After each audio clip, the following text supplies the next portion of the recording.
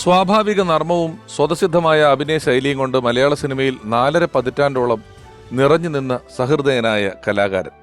നാടകവേദിയിൽ നിന്നും ചലച്ചിത്ര ലോകത്തെത്തി നിരവധി കഥാപാത്രങ്ങളിൽ സാധാരണക്കാരനായ മലയാളിയുടെ ഭാവുകത്വം സന്നിവേശിപ്പിച്ച അദ്ദേഹം കോഴിക്കോടൻ സംഭാഷണ ചാരുതയിലൂടെ കലാലോകത്ത് തന്റെ സവിശേഷമായ സ്ഥാനമുറപ്പിച്ചു. കോഴിക്കോട് കല്ലായിയിൽ തടി അളവുകാരനായി തൊഴിൽ ചെയ്ത അയാൾക്ക് സിനിമയിലെ നാടൻ വേഷങ്ങളെല്ലാം അനായാസമായ അഭിനയ തികവോടെ അവതരിപ്പിക്കുവാനായി. ചായക്കടക്കാരൻ, പോലീസ് കോൺസ്റ്റബിൾ, അസൂയക്കാരനായ അയൽക്കാരൻ, അധ്യാപകൻ, ബ്രോക്കർ, ഡോക്ടർ തുടങ്ങി വിവിധ കഥാപാത്രങ്ങളിൽ തിളങ്ങിയപ്പോഴെല്ലാം ഒട്ടുമിക്ക വേഷങ്ങൾക്കും തനി നാടൻ തമാശകളുടെ ചിരിക്കൂട്ടുകൾ തെളിഞ്ഞു നിന്നു. കീലേരി അച്ചുവും ഗഫൂറും പൊതുവാളും ഹംസക്കോയയും കുഞ്ഞനന്ദൻ മേസ്തിരിയും അടങ്ങുന്ന രസകരമായ കഥാപാത്രങ്ങൾക്കൊപ്പം പെരുമഴക്കാലം, കുരുതി, ഉരു തുടങ്ങിയ ചിത്രങ്ങളിലെ ക്യാരക്ടർ വേഷങ്ങളിലൂടെയും പ്രേക്ഷകരെ വിസ്മയിപ്പിച്ചു ഈ നടൻ.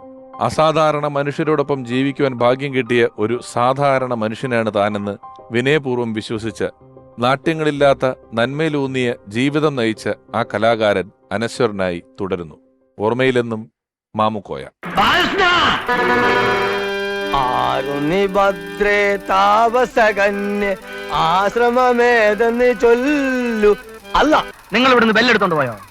ആ കൊണ്ടേ. എന്നിട്ട് അതല്ലേ രാത്രി ഞാൻ പോയി തന്നായി. അതാ പവിത്ര പവിത്ര വർത്താനം പറയാൻ ഇവിടെ ആണുങ്ങളുണ്ട്. ചലക്കരുത് വേറെ വീടോ? ആരാന്ന് ചോദിച്ചാൽ ഗഫൂർക്ക ദോസ്ത് എന്ന് പറഞ്ഞാൽ മതി. അങ്ങനെ ശവിക്കാൻ മാത്രം ശക്തിയുള്ള ഒരു ഒറ്റ പെണ്ണ് ദുനിയാവിലില്ല. നിനക്ക് ജീപ്പ് ഓടിക്കാൻ ഒരാൾ വേണമെങ്കിൽ ഇനി സംസാരിക്കേണ്ടത് എന്നോടാണ്, മൂസ ഖാദറിനോട്. നിങ്ങൾ സബൂറാക്കി ഒക്കെ സലാമത്താവും. പഠിച്ചാൽ അമ്മായിരിക്കും ബോംബെന്നാണ്. അല്ലി ഒല്ലി മാഫി മുസ്കിലും പറഞ്ഞ് റിവേഴ്സ് മിറർ നോക്കിയിട്ട് ഒരൊറ്റ ഇടല. കൊച്ചു കള്ള വശീകരണ മന്ത്രം വല്ലതും കയ്യിലുണ്ടോ? അല്ല, ആദ്യം കണ്ടത് നമ്മൾ തന്നെ. എടാ, ഞങ്ങളോട് രണ്ടാളോട് കളിക്കാൻ ആരുണ്ടാ? ഇന്ന് ഈ TV ആക്കിയാലോ? ഇവനെ ഞാൻ 1ാം സമ്മാനം.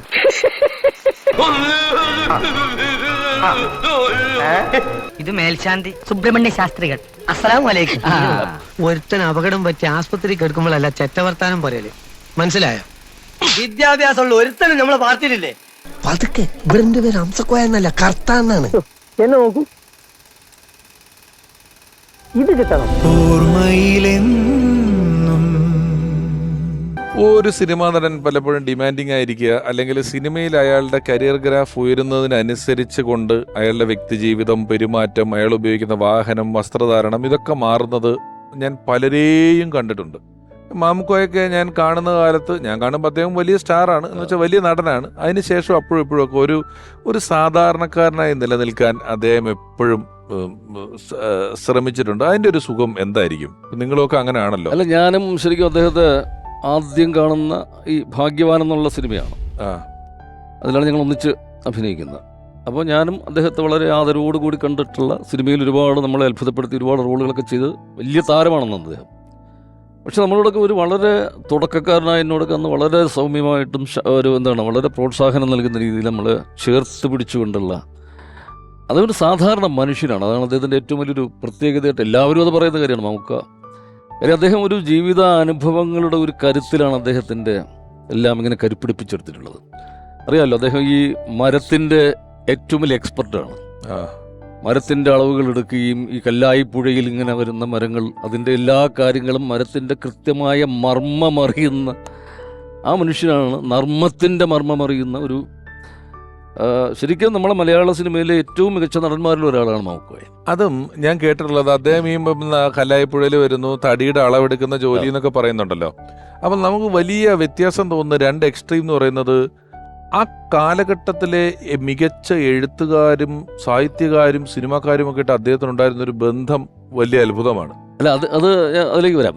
അദ്ദേഹം ഒരു നല്ല മനുഷ്യനായിട്ട് എന്നുള്ള രീതിയിലാണ് ഷെറഡി ഇപ്പോൾ അവതരിപ്പിച്ചത്. കാര്യം അദ്ദേഹം ഈ സിനിമയുടെ ഒരു താരപരിവേഷമൊക്കെ വരുമ്പോഴും അതിലൊന്നും ഒട്ടും അഭിരമിക്കാത്ത, പണത്തിലും പ്രശസ്തിയിലും ഒന്നും ഒട്ടും അഭിരമിക്കാത്ത, എപ്പോഴും ഒരു തനി നാട്ടും പുറത്തുകാരൻ, ഒരു കോഴിക്കോടിൻ്റെ എല്ലാ ഒരു സൗന്ദര്യവും, അതിൻ്റെ കോഴിക്കോടിൻ്റെ ഒരു തനതായ സംഗീതം, നാടകം, ഫുട്ബോള്, കോഴിക്കോടിൻ്റെ സാഹിത്യം, ഇങ്ങനെ എല്ലാ കോഴിക്കോടിൻ്റെ ഒരു സാംസ്കാരിക ഒരു സംസ്കൃതിയുടെ ഉൽപ്പന്നമാണ് ശരിക്കും നമുക്ക്.